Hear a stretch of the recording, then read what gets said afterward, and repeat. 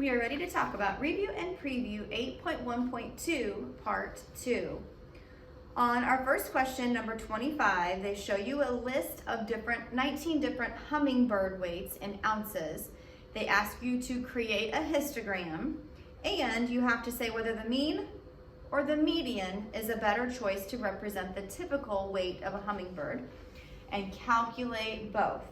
So for your histogram, you've got space on your answer sheet for that histogram.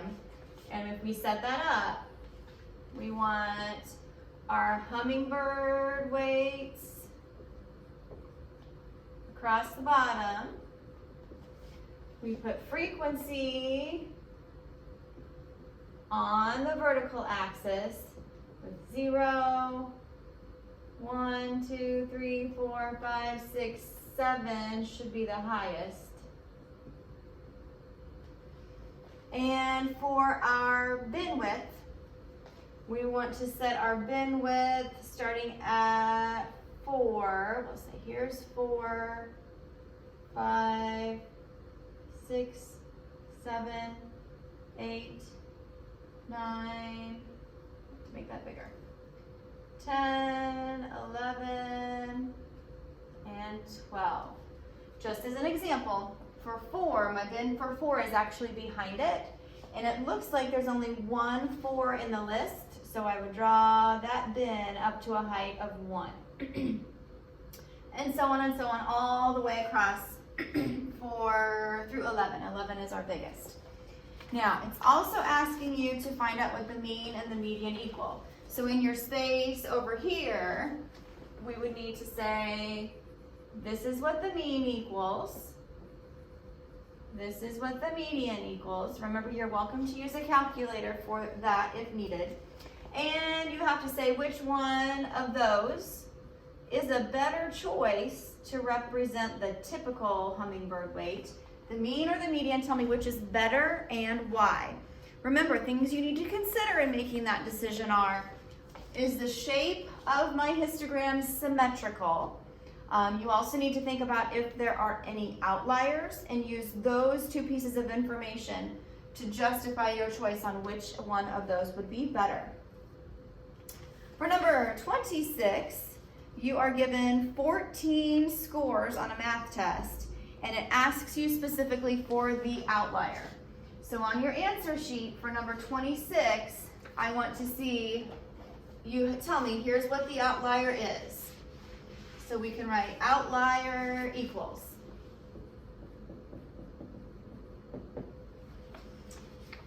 Outlier equals. Then we also want to say, how will it affect the median and how will it affect the mean? How will it affect mean? So I need a statement about both of those. And when we talk about how it will affect those, that just means, will it make it bigger? Will it make it smaller? Will it make it a lot bigger or only a little bit bigger? Those are the kinds of things we're looking for in how it will affect the mean and the median.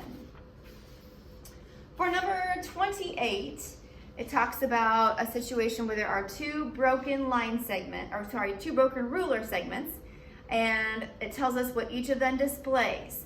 It asks you which piece is longer and by how much.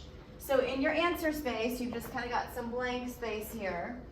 In your answer space for 27, I want to see piece 1 equals this many inches. That's the first one that's described. Then piece 2 equals this many inches. That's the second piece that they're describing. And then tell me which is longer by how much. So piece blank is longer by this many inches, period. Okay, pretty simple statement there. On to number 28. They're giving you some expressions and asking you to rewrite these expressions with distributive property. Then you have to evaluate them, and they tell you what x and y equal. For the rewrite part, this is where you've got to rewrite it with parentheses if it doesn't have them already. Then if it does have parentheses, the rewrite would be without. So you have to distribute what's in front of the parentheses, multiply it by what's inside, and that will get rid of those. For the rewrite on each part, A, B, C, and D, there's a space for you to show me what it looks like. Sometimes, if it's got parentheses or not, that's where I'm looking to see that. For the evaluate part, that's where you're going to substitute the values for those variables and find out what the expression equals. It tells you x equals 2 and y equals 5. So we substitute the values, we follow order of operations, and that gives us the value of the expressions. It can work either way, using the expression with or without parentheses, but for me personally, I would choose to use the expression without parentheses to solve, but it works either way, and that's, like I said, just my personal preference.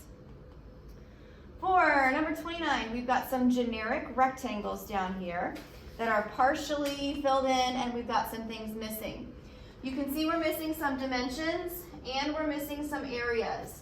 You have to work through those using the clues that are there to end up with the dimensions and all of the areas, because down here at the bottom, I'm looking to see what number we have all the way across the top is being multiplied by what is this over here on the side, and then equals is where you're going to tell me the grand total after you add all of those together. Remember, this is 500 already itself. So whatever we have here and here, those have to be added together to give us this number that goes in that first blank.